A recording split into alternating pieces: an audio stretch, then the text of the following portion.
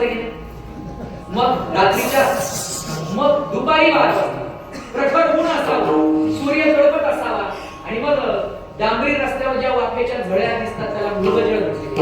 म्हणजे ते मृगजळ सकाळी नाही, संध्याकाळी नाही, मधल्या वेळेमध्ये दिसतं म्हणजे भासतं, म्हणून ते मिथ्या असतं.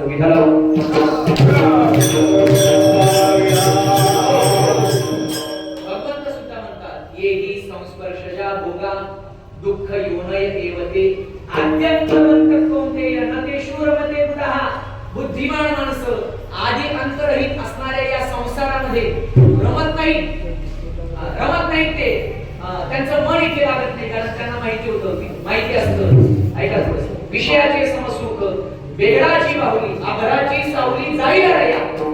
हे सगळं मिथ्या आहे. आणि म्हणून नाही आधी नाही अंती आणि अवसान म्हणजे मध्यस्थानी. म्हणून सुरुवातीला नाहीये, शेवटी नाहीये, मध्ये दिसतं, परंतु ते खोटं आहे. म्हणून हा संसार कसा आहे? मिथ्या आहे. मिथ्या याला वेदांतिक भाषेमध्ये लटिका व्यवहार सर्व हा संसार वाया गिरधार हरिवीन.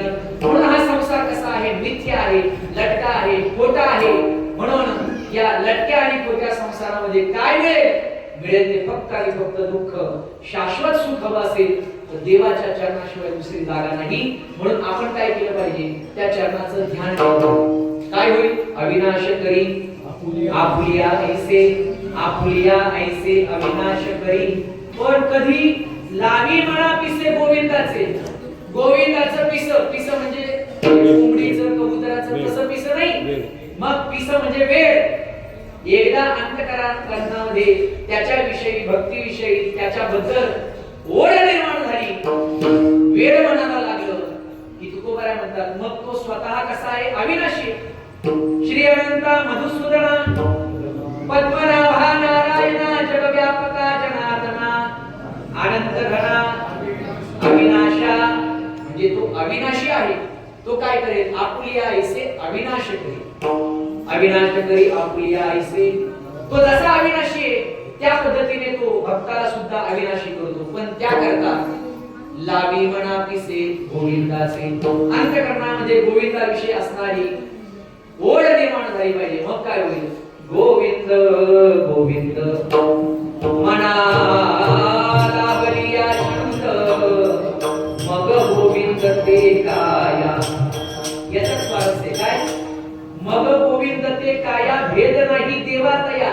देवा तया भेद नाही. देव जसा अविनाशी तसा भक्तही अविनाशी होतो, कायेने अविनाशी होतो. मग ऐकणारे म्हणतील महाराज जे परमार्थ करतात, नामस्मरण करतात, चिंतन करतात, वारी करतात, व्रतवैकल्य करतात, उपास तपास करतात, सदाचरणाने वागतात, सत्कर्म करतात, सत्संग करतात, असे जे आहेत त्यांना मरणच येणार नाही का? आता तुम्ही सांगितलं ना आपुलिया ऐसे अविनाशी करी. मग ज्यांनी मनाने देवाचं वेळ लावून घेतले त्यांना मृत्यू येणार नाही का? महाराज म्हणतात लौकिकाचा मृत्यू प्रत्येकाला येणार, प्रत्येकाला मरावं लागणार आहे. पण ज्याने भक्तीची कास धरलेली, ज्याच्या अंतःकरणाने देवाविषयी प्रीती निर्माण झालेली आहे, असा जो हरिभक्त आहे तो जरी मरण पावला तरी त्याच्या उत्तम कीर्तीने शिल्लक राहतो. अभंगाचं शेवटचं चरण.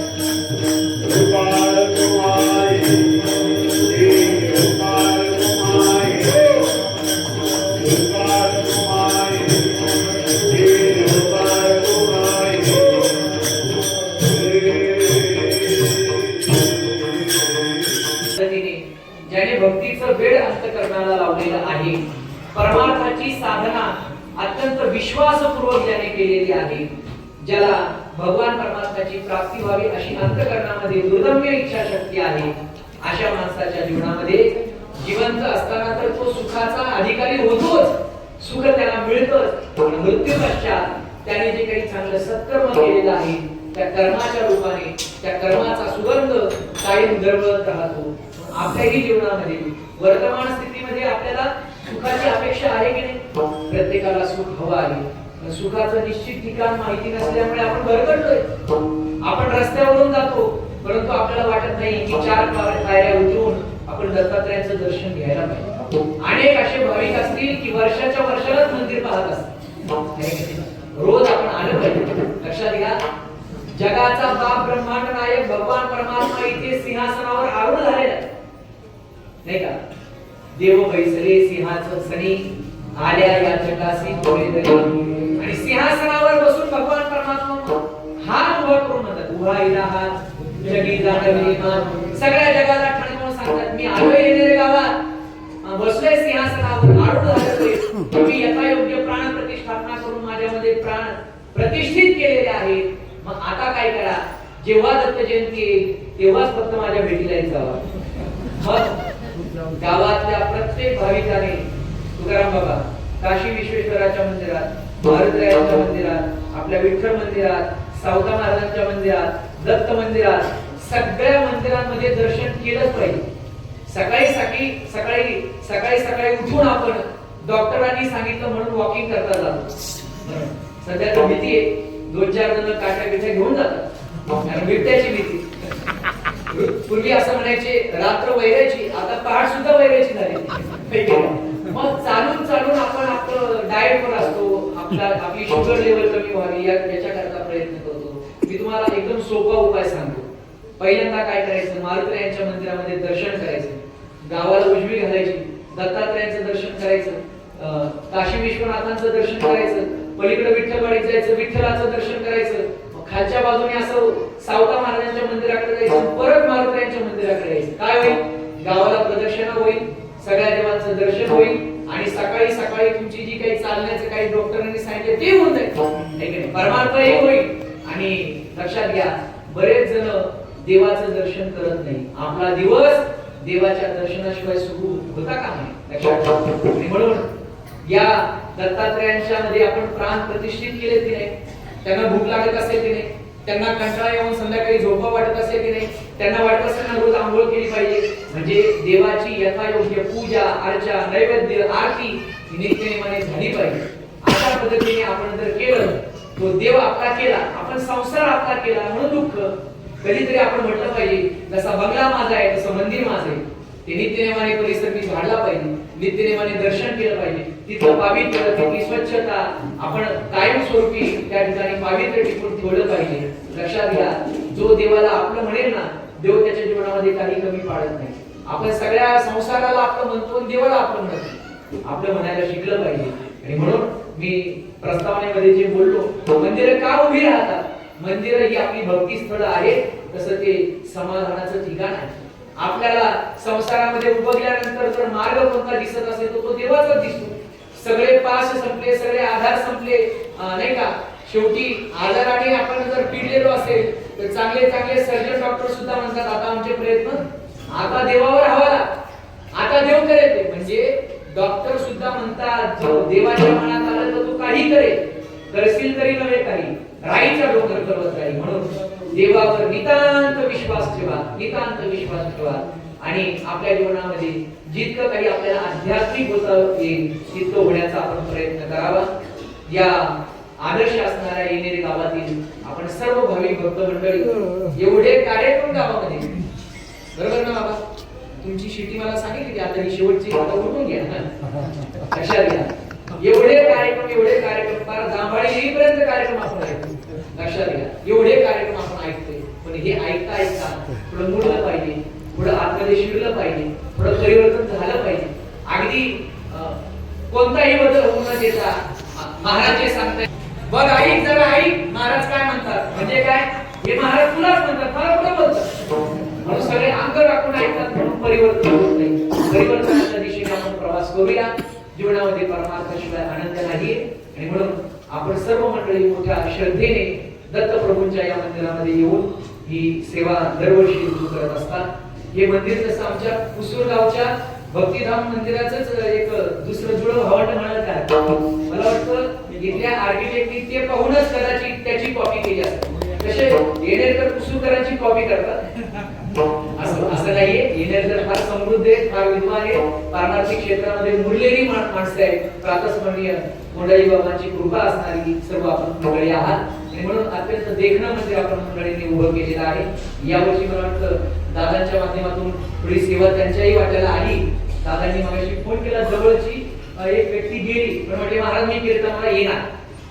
त्याही दिवशी बाबा आपले तुम्ही नव्हता बस्तीला सुद्धा दादा त्या ठिकाणी आलेले होते. आणि बाबाशेठ परदेशी दादा बाबळवाडीला सुद्धा तुम्ही कीर्तनाला आलेला होता. मी तुमच्या लक्षात राहून म्हणून सांगतो.